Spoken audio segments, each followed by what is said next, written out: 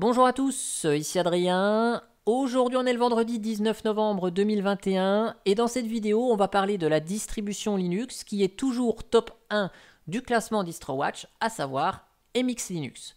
Elle est basée sur Debian stable, d'ailleurs Debian en version 11 est sorti fin août 2021, la base ayant été mise à jour, et bien MX Linux a sorti il y a un mois environ sa version 21 basée sur Debian 11 et MX Linux reprend quelques petits trucs de la distribution Antix. Si on va sur le site officiel de la MX Linux, on va se rendre compte qu'au niveau du téléchargement, on a plusieurs images disponibles. L'environnement de bureau qui est mis en avant, c'est XFCE, et donc vous pouvez récupérer MX21 en version 32 ou 64 bits. Donc là, c'est très bien pour un usage courant, que l'ordinateur soit puissant ou moins puissant. Si vous installez MX Linux sur une très vieille configuration, vous pouvez opter pour le gestionnaire de fenêtres Fluxbox, le système de base Debian étant assez léger. Sur des PC qui ont 10 ans, vous pouvez encore faire fonctionner des systèmes Linux de manière potable. Vous allez avoir forcément des ralentissements si vous allez sur des sites internet qui demandent de la puissance. Si vous voulez voir une vidéo par exemple, vous ne pourrez pas jouer à des jeux vidéo récents sur des vieilles configurations. Par contre, pour faire du traitement de texte, du surf assez basique, ça devrait faire l'affaire. Et si vous souhaitez un environnement de bureau plus complet, vous pouvez opter pour l'édition avec KDE. Alors cette version 21, elle est sortie au mois d'octobre 2021, ça va faire un mois. D'un point de vue nouveauté, on retrouve tout ce qu'on a dans Debian 11 ici, donc noyau 5.10. On a toutes les applications qui sont mises à jour, tout ça, ça a été rafraîchi. On a quelques petites nouveautés au niveau des outils de MX Linux. Ici, on a un détail des versions utilisées au niveau des environnements de bureau et gestionnaire de fenêtres. XFCE 4.16, KDE Plasma 5.20, Fluxbox 1.3.7. Et puis, quelques outils qui sont repris de Antix, à savoir des menus de démarrage du Live CD quand on démarre en mode UEFI. Voilà, donc je vous mettrai le lien des notes de version dans le descriptif de la vidéo. Moi, j'ai récupéré précédemment l'image avec XFCE en 64 bits. Donc, on va créer une machine virtuelle MX Linux. Je vais charger dans le lecteur DVD MX21 64 bits. Au niveau je vais mettre de l'affichage, un agent Spice ici. Je vais rester en mode BIOS, ça va faire l'affaire pour ce test. Je vais mettre un disque en SATA, comme si on était dans une machine réelle. 64 Go de disque. Je vais mettre du cache. Émulation SSD, normal, on est ici sur un système SSD dans la machine virtuelle. Je vais mettre 4 cœurs à mon système.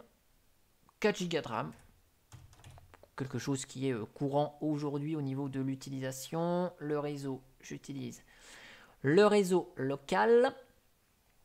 Et je vais ajouter un périphérique supplémentaire quand même, c'est du son. Ok, je vais ajouter une petite carte son. Et au niveau de l'affichage, je vais même me permettre de mettre 128 mégas de mémoire vidéo. Allez hop, c'est parti. Donc,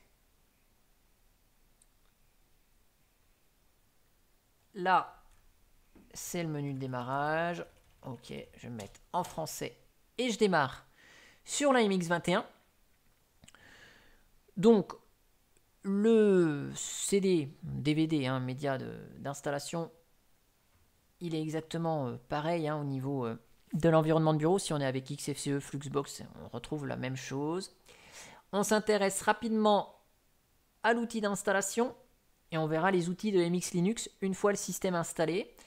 Donc là, il reprend ce programme d'installation, les paramétrages qu'on a mis au démarrage. On s'est sélectionné en français, donc tout est en français. Ici, quand on est en mode auto-partitionnement, on a un curseur ici et donc facile pour dire je veux tant pour le système et tant pour les documents. C'est juste un curseur à modifier ici. On voit qu'on ne peut pas descendre en dessous de 8 Go.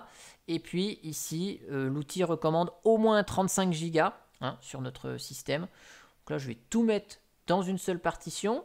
Si vous souhaitez chiffrer l'install, vous pouvez le faire direct ici, typiquement sur un PC portable qui va se balader pour éviter les vols de données.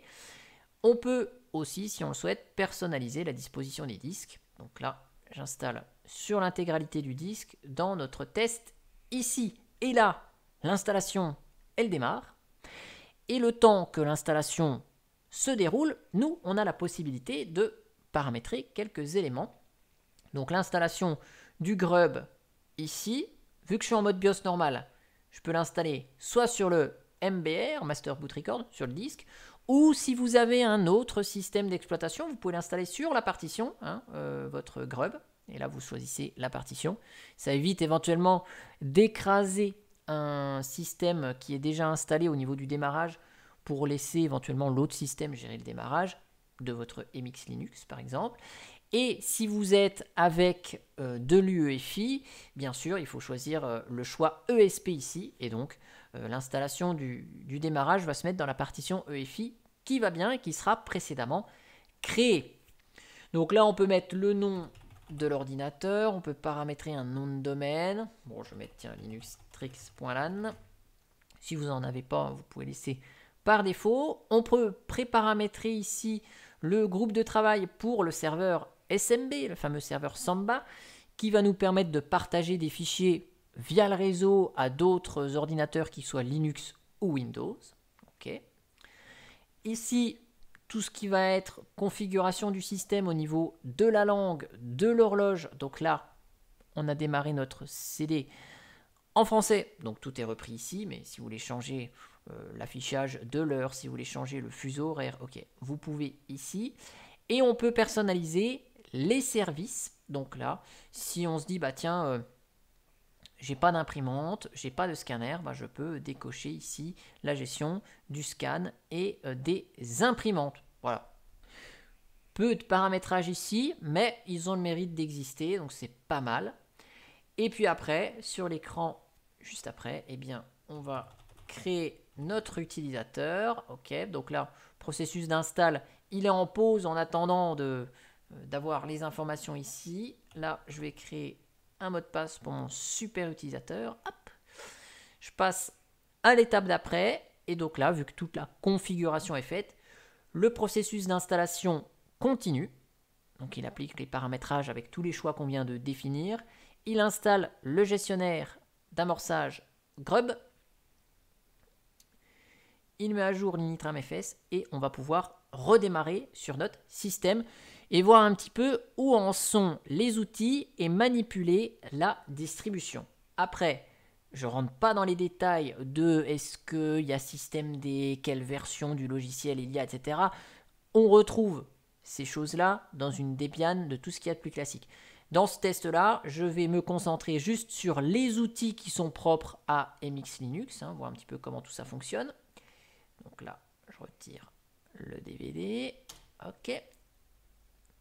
Donc vous voyez, en 3-4 minutes, sur SSD, l'installation, elle est pliée. Noyau 5.10, donc matériel assez récent supporté quand même.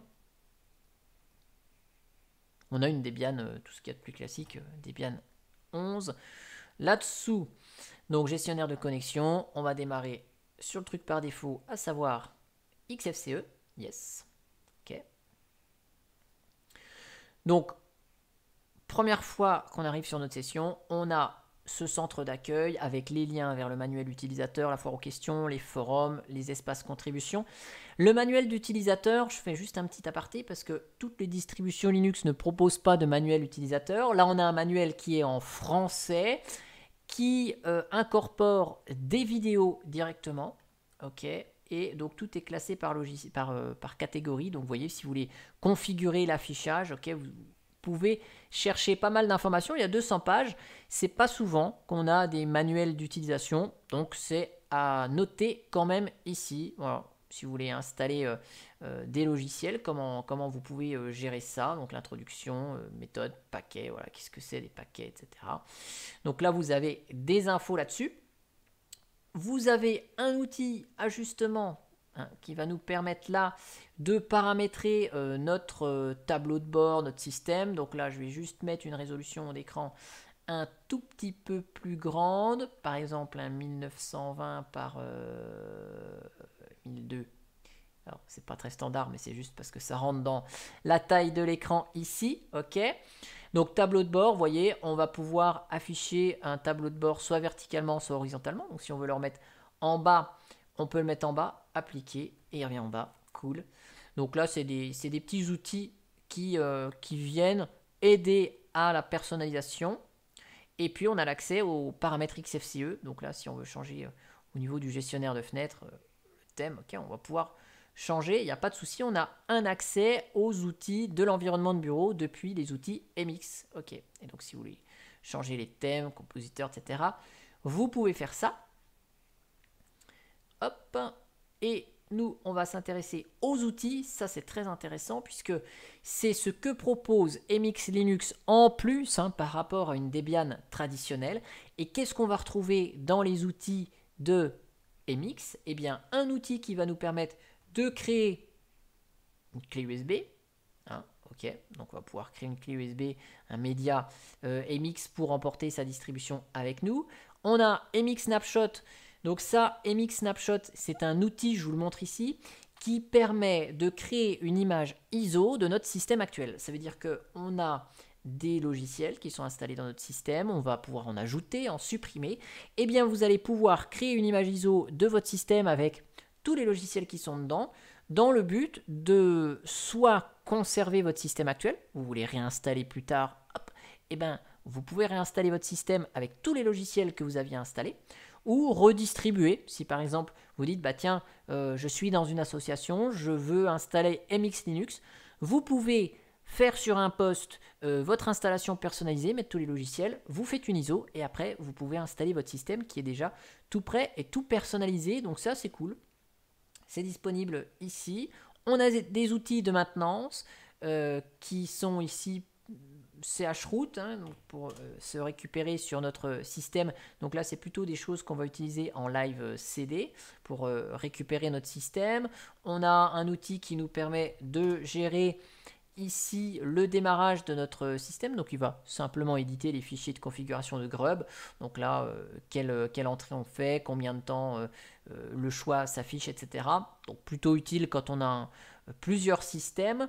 On peut réparer son démarrage si on a des soucis. On a un outil de nettoyage. Tiens, on va jeter un petit coup d'œil ce qu'il y a dedans. Ok, donc là c'est vraiment un outil maison et on va pouvoir sélectionner des utilisateurs, vider le cache des logiciels. Voilà, anciens fichiers, nouveaux fichiers, tous les fichiers. On peut nettoyer du cache, on peut supprimer des journaux, on peut vider la corbeille. Ok, on peut planifier les nettoyages. Bon, ça c'est pour gagner un petit peu de place. Éventuellement, ça a le mérite d'exister. L'éditeur de menu, donc l'éditeur de menu, bah, il va être là pour éditer ce menu principal. Là, vous voyez, dans le jeu, on a ces 4 jeux-là. Bon, voilà, si on souhaite changer, personnaliser, on a des outils ici disponibles. Gestionnaire d'utilisateurs. Donc là, le gestionnaire d'utilisateurs va nous permettre d'ajouter des nouveaux utilisateurs ou éventuellement de modifier le mot de passe d'un utilisateur existant, d'effacer un compte utilisateur, de renommer un compte utilisateur. Ça évite d'utiliser les lignes de commande UserAdd, UserDel, etc., UserMod. On a d'autres options ici, la possibilité de copier et de synchroniser des bureaux entre utilisateurs, d'ajouter et supprimer des groupes, modifier les groupes, voilà, et dire bah tiens, il y a tel utilisateur, il fait partie de tel ou tel groupe. Donc ça, c'est des outils graphiques qui ne sont pas forcément disponibles dans les distributions Linux. Quelques environnements de bureau les incorporent. Là, c'est directement dans le système. Après, dans la partie configuration, vous avez les outils pour installer les pilotes NVIDIA, pour installer des codecs. Donc là, typiquement, quand vous avez des DVD que vous achetez qui sont protégés contre la copie, eh bien, vous avez le fameux DVD, libDVD CSS2. Voilà. Donc là, ça va directement s'installer en un clic avec ces outils. C'est pas livré par défaut pour des questions de licence, mais c'est installable en un clic. Le MX Conquis, donc là, c'est ce qui va permettre de paramétrer ces informations qui sont incrustées dans l'écran. Donc on a la possibilité de lancer Conquis Manager. Ok, donc vous pouvez afficher des choses sur l'écran. Il y a plein de trucs qui sont pré-paramétrés si vous voulez afficher des informations sur le côté. Hop, je vais ici vous mettre un fond d'écran un peu plus neutre. Ok, voilà. Comme ça, vous voyez ce qu'il y a ici. Ok. Et donc là, vous pouvez après ajouter des éléments sur votre bureau. Vous voyez, tout est déjà pré-paramétré de ce côté-là. Ok. Donc là, mettre cette horloge à la place de celle-ci. Vous voyez, bon, c'est assez sympa pour personnaliser son environnement. Ça a le mérite d'exister. Vous avez des outils pour ici. Bah, ça, c'est les outils qui sont propres au système. Hein, mais vous allez retrouver les outils de localisation qui sont disponibles ici. Hop. Donc là, on va retrouver tout un tas d'outils qui, que je vais fermer comme ça. Pas très bien, mais vous allez retrouver des outils qui sont aussi bien développés par MX que des outils globaux du système. Vous voyez, clavier ici, ça c'est un outil qui n'est pas propre à MX Linux. On a des utilitaires pour ici avoir des informations sur le système. Donc là, c'est simplement un INXI qui se lance, hein, mais ça se lance via un clic. Un outil de formatage de clé USB, un monteur spécifique pour les iPhones. Donc c'est un petit peu compliqué les iPhones avec Linux, mais là on a un outil qui est fait pour. Et puis pour la partie logicielle, on a un gestionnaire de dépôt qui va ici nous permettre de changer éventuellement le dépôt, si on veut changer de pays par exemple, rechercher un dépôt plus rapide. Dépôt Debian, vous pouvez paramétrer les dépôts de la distribution. Source individuelle, donc ça c'est ce qui va s'installer en plus éventuellement. J'applique ici, je ferme. Et puis on a ici donc l'installateur de paquets qui va être un petit peu plus convivial que Synaptic. Donc Synaptic qui est le gestionnaire de paquets hein, sous Debian. Ah oui, pardon, je vais fermer celui-ci. Si je vous lance Synaptic, ok, il est assez austère. Voilà, donc c'est ce qu'on retrouve sous Debian. Et quand vous allez chercher quelque chose, par exemple Oda, regardez, on a pas mal de choses qui s'affichent. Si je cherche Audacity, bon, on va avoir Audacity dans la liste. Il faut le trouver, il est ici. Puis vous avez, vous voyez, des libs, Aude, client, dev, voilà. Bon, vous avez des choses qui ne sont pas forcément nécessaires. Et donc là, ici, le gestionnaire l'installateur de paquets MX, ici, ne va afficher que les logiciels graphiques. Et donc si je vous tape Aude quelque chose, on a tout ce qui est en rapport avec l'audio. On va retrouver Audacity, mais on ne va pas avoir les lib, trucs bidules chouettes, dev, qui peuvent nous embêter. Ok. Donc soit on a l'outil de recherche, soit on peut aller chercher des éléments ici. Vous voyez, LibreOffice, là, il est grisé. Ça, c'est parce qu'il est déjà installé sur notre système.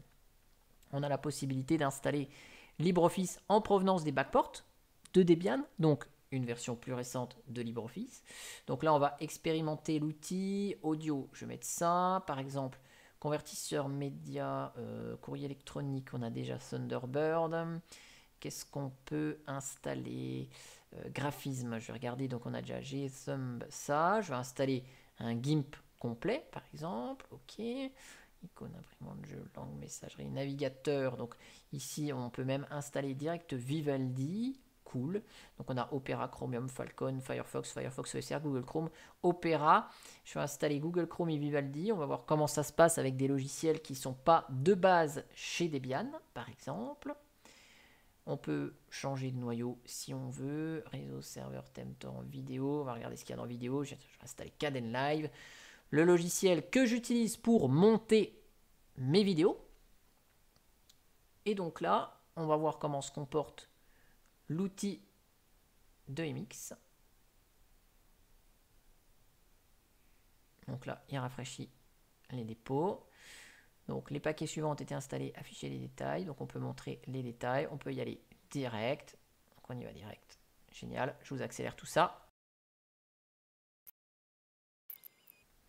Donc là, on voit qu'il nous installe Google Chrome, là c'est en provenance d'autres dépôts, donc il a bien récupéré chez Google directement ici le Google Chrome. Donc je suppose que le processus va être le même avec Vivaldi. Ok, donc là pareil, il a récupéré chez reposvivaldi.com. Il a importé la clé, il rafraîchit les dépôts et il va nous proposer d'installer Vivaldi. Ok, nickel.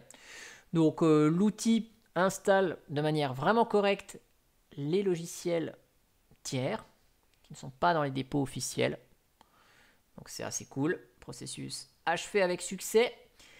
Donc là, c'est les applis populaires. Après, on peut aller naviguer dans les dépôts stables ici. Et là, on peut avoir tous les logiciels. Hein. Htop, par exemple. Bon, là, il est déjà installé. Nmon. Il n'est pas installé. Toc, installé. Donc là, c'est un tout petit paquet. Ça devrait aller assez vite. Oui. Ok. Génial.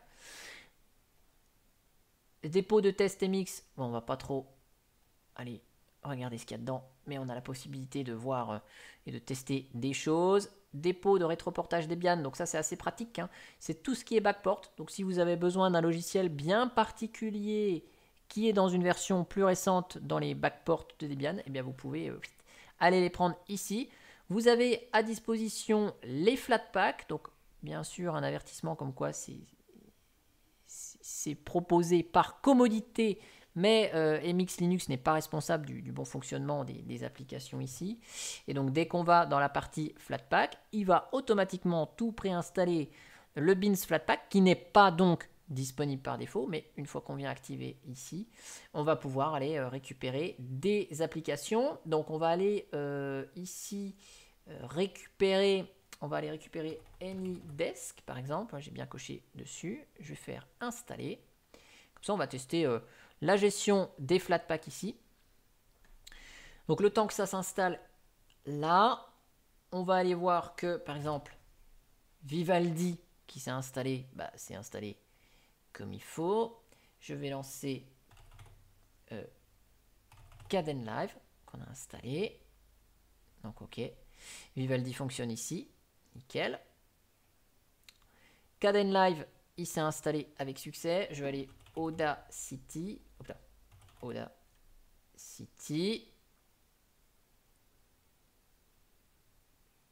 Ok. Donc là, on a Kdenlive. Très bien. Audacity, toujours un petit peu long à lancer, quelle que soit la distribution. Donc nickel, on a Audacity. Et puis, on va aller vérifier que AnyDesk va être installé. Ici, on a le petit outil qui nous permet de mettre à jour le système. Donc voilà à quoi il ressemble. Je ferme l'installateur de paquets. Donc voilà à quoi ressemble l'outil de mise à jour de la distribution. On a le petit carton vert ici, on a la liste ici, et là on peut répondre oui à toutes les demandes, paf, mettre à niveau. Donc ça le fait en mode ligne de commande, mais le processus, il est vraiment assisté ici. Et donc là, je vais regarder AnyDesk, qui est un Flatpak, nickel. Il s'est installé avec succès de ce côté-là. Donc je vais laisser le système se mettre à jour. On fait un petit redémarrage pour voir combien de mémoire, quelle est l'utilisation des ressources au niveau du système. Ça peut en intéresser quelques-uns. Je sais que quand je ne le montre pas, ça m'est souvent reproché. Donc on a un petit peu personnalisé la distribution. On va redémarrer. On va constater l'utilisation des ressources. Et puis ce test sera terminé. Voilà, donc la mise à jour, c'était rapide finalement. Je vais redémarrer la MX Linux. Tac. Et on va voir combien ça consomme tout ça. Ok.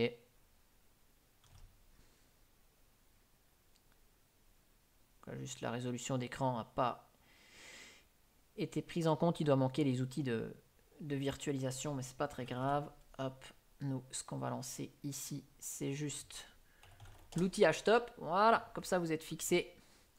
Donc le système installé, fonctionnel, prend 500 mégas de RAM avec les conquis, etc. 550 mégas de RAM. On a une Debian qui fonctionne là-dessous, qui fonctionne pas mal du tout, hein. Après, dans les points positifs, on a tous les outils qui sont développés par MX Linux qui sont vraiment agréables à utiliser, qui peuvent améliorer un petit peu l'expérience utilisateur. C'est des petits plus par rapport à une Debian. Par contre, il y a des petites choses qui me dérangent encore à titre personnel. Là, je parle uniquement et je vous donne mon avis. C'est notamment l'impossibilité, si je puis dire, de mettre à niveau une MX Linux vers une nouvelle version. Et donc, on est obligé de se faire la réinstallation de son système, sauvegarder ses données, réinstaller l'entièreté du système. C'est des processus un petit peu lourds, surtout s'il faut les faire tous les 2 ans, alors que la base Debian, elle peut quand même se mettre à niveau facilement.